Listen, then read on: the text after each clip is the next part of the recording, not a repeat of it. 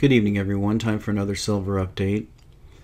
This is the big news of the day. The ECB eyes 50 billion euro monthly bond purchases, and they dropped this bomb on the market today. We'll see the response when we look at the charts. European Central Bank policymakers on Wednesday night debated a plan to buy roughly 50 billion euro of government bonds a month for between 1 and 2 years. Now, you're talking 600 billion a year in euros, which is going to translate to maybe 700 or 800 billion times 2. So we're talking about maybe $1.5 trillion worth of quantitative easing. A lot of money. Officials stressed that no formal decision had been made by late Wednesday evening and described the situation as fluid, but all the signs were that the ECB was preparing to embark on large-scale quantitative easing for the first time in its history.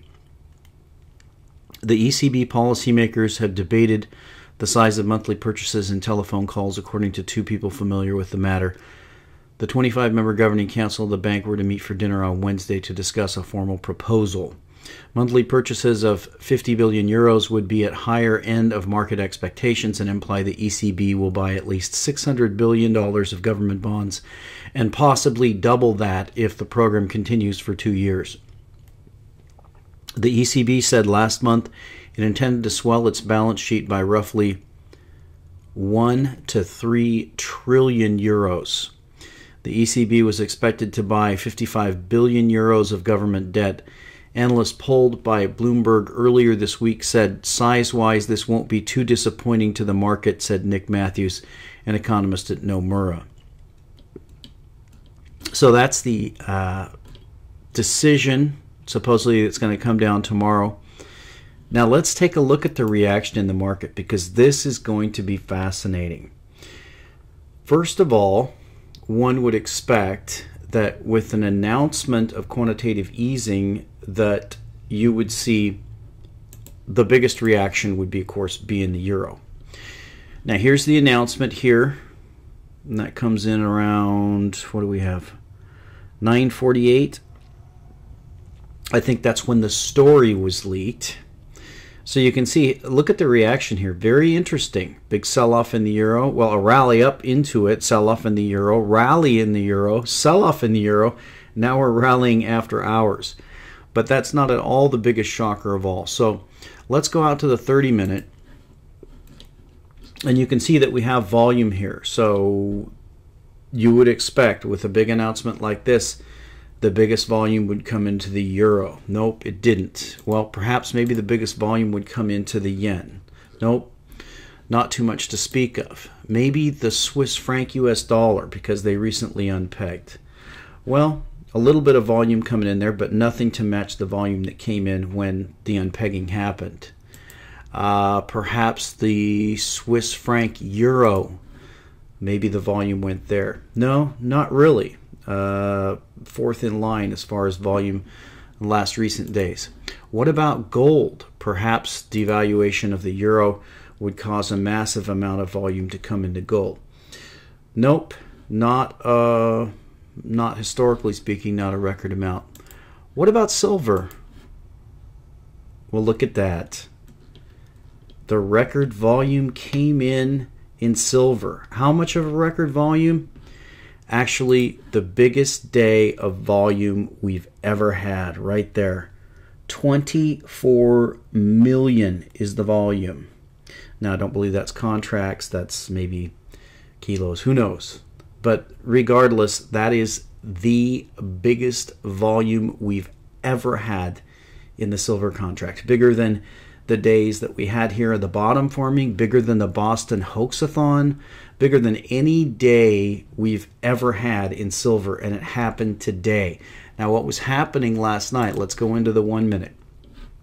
We actually had an after-hours rally where we went up to 1850. As I was pointing out on a chart that I posted on the blog, the resistance above the overhead resistance, I think it's on the 4-hour chart here, between that price of about 18 and 19 is really nothing to speak of. You can see it's right here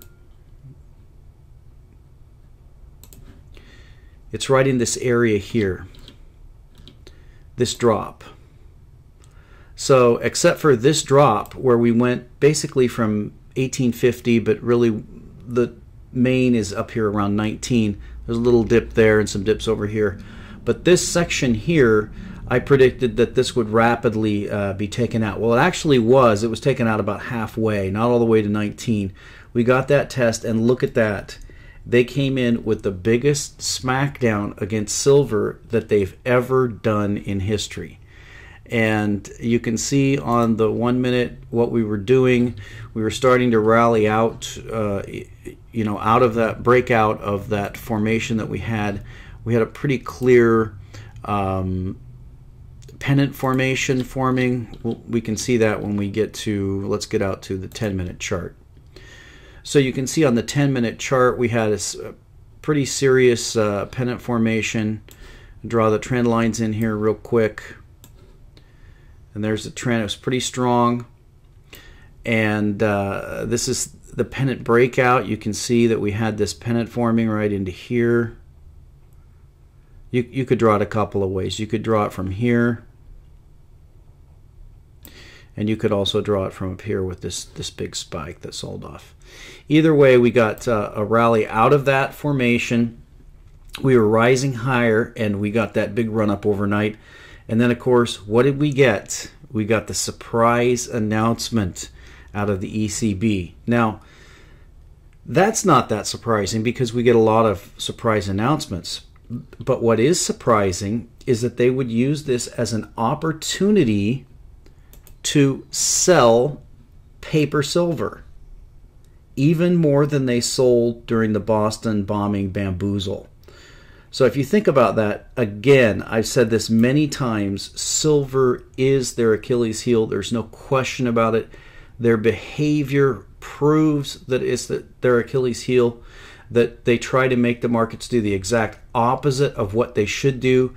They're using their derivatives. They're using futures contracts. The central banks and governments of the world, which basically are at war with their own people. This isn't a battle between governments. This is a battle of all of the leaders of the world are conspiring against all of the citizens of the world. That's what's happening. That's what's happening in Davos right now with all of the degenerates of the world meeting in Davos. We'll look at it in a second. Now let's look at the euro. Now we've got the euro rallying after hours. That's what they're doing. They're going in using their derivatives and their futures contracts to make markets go the opposite direction that they should go.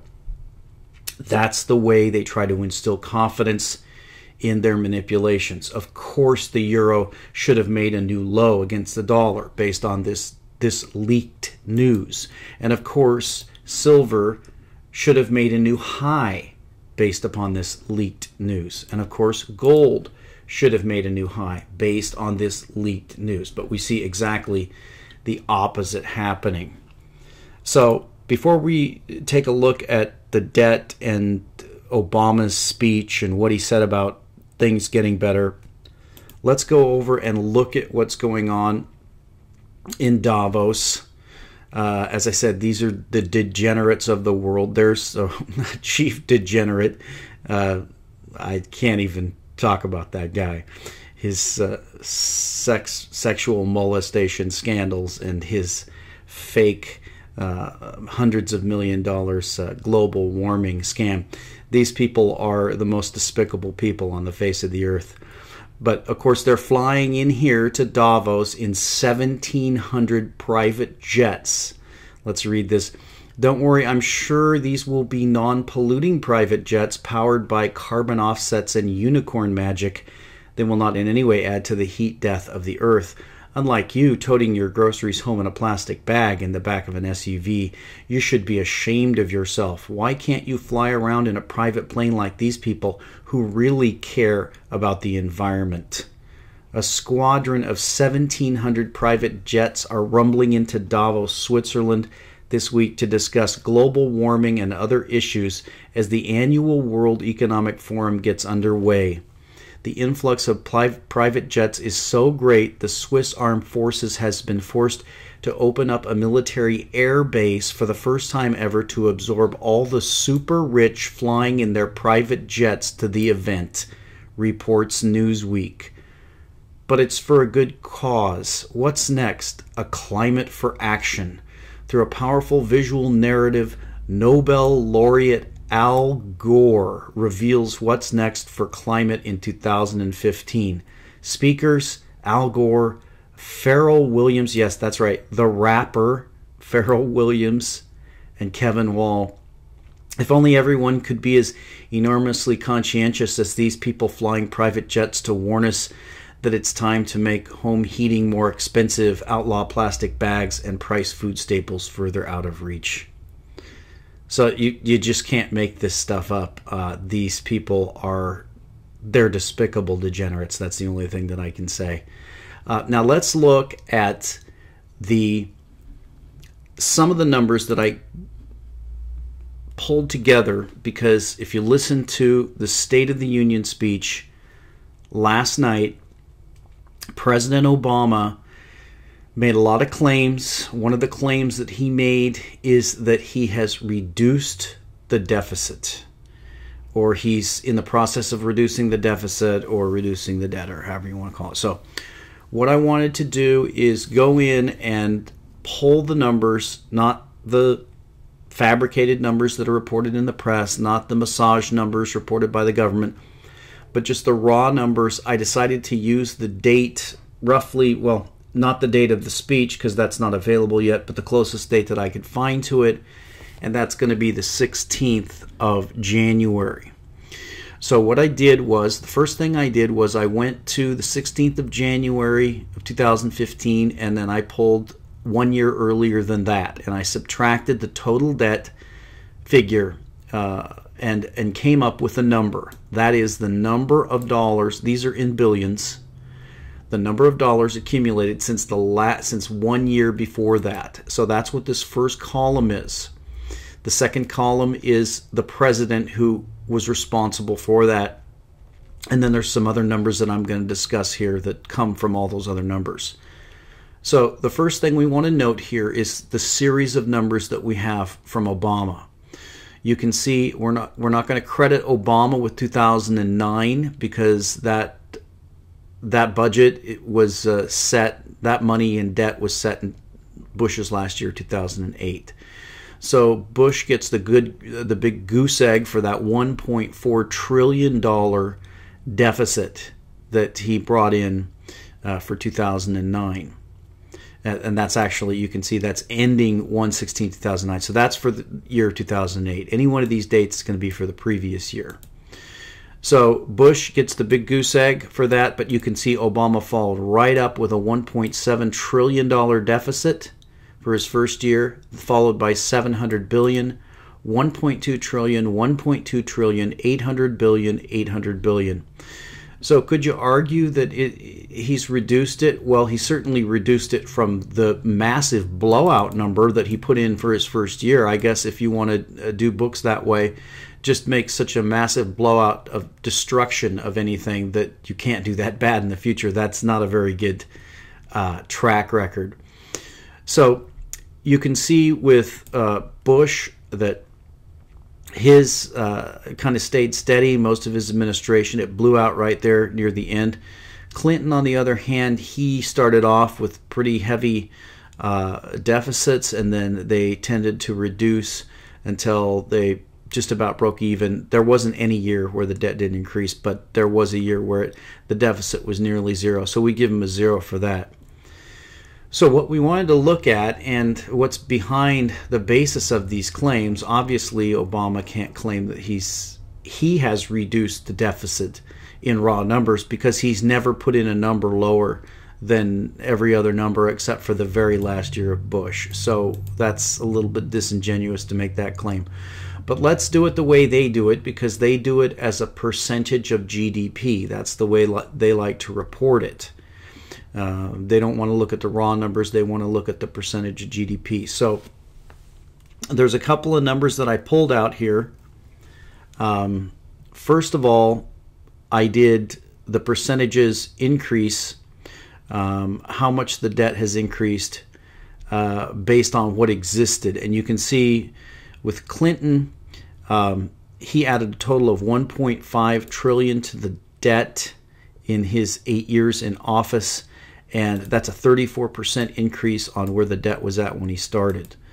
Bush, he added I might have this backwards here. He added $4.7 trillion to the debt, and that was a 79% increase. Now, again, these are just raw numbers. They're rough numbers. So, I did some estimates, so these are not going to add up exactly, but these are the rough numbers. So Bush added, in his 8 years, about 79% onto the national debt. Now, so far, Barack Obama has added about $6.4 trillion from a starting of $10.6 trillion. So Obama's already added 60% onto the debt. Now, that comes to, if we project in the numbers going out the same way that Bush averaged, I think I did $1 trillion for the next 2 years, then that brings him right up to what Bush did, 79%. So that's a tie for the worst president in history. But you can see that in Bush's 6th year, the same place that we were, or same place that we are right now in Obama's presidency, if you look at that same place in the Bush presidency before the financial crisis hit, Bush had only added 47% to the debt, while Obama's added 60%.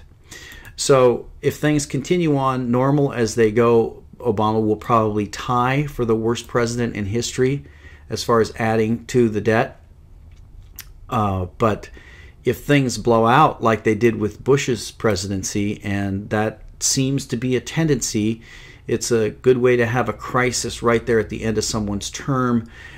You can pass the buck.